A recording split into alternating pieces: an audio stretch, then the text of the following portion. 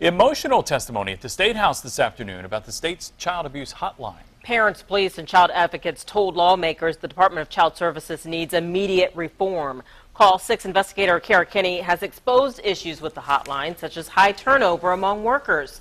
She joins us now with what happened today. Kara? Well, Erica, today was the second hearing for the Department of Child Services Study Committee. It's a group of lawmakers, judges, and other child advocates convened to look into whether DCS is doing what it's supposed to be doing. Today, the focus is on the state's 1-800 child abuse hotline, a hotline some argue is in desperate need of improvement.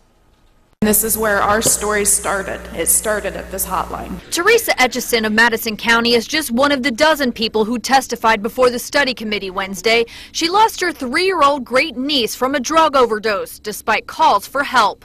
If there is anything that comes of my great niece's death, it is that there will not be another child die needlessly.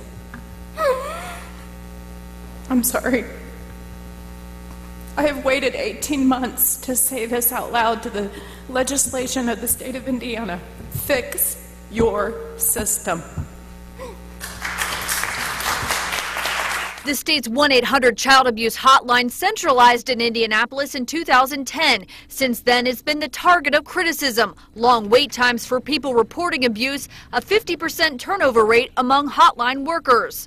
A former DCS hotline supervisor who left in 2011 testified some managers partied after hours with employees, which created a hostile workplace and impacted children's lives. So my concern is really the lack of morale, and the environment at the hotline has really led to high turnover rate. Particular supervisors on many occasions would screen out reports that should have been assigned, and there was no corrective action taken. Donna Baxter is fighting to get her granddaughter back after she says DCS placed the baby with her drug-addicted mother. DCS said this baby was never in danger.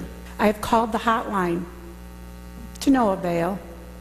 All I get is you're a disheartened, you're a broken-hearted grandmother. Committee members listened closely and vowed to consider changes to DCS and the hotline. All agree Indiana can do better to protect children. The question is how.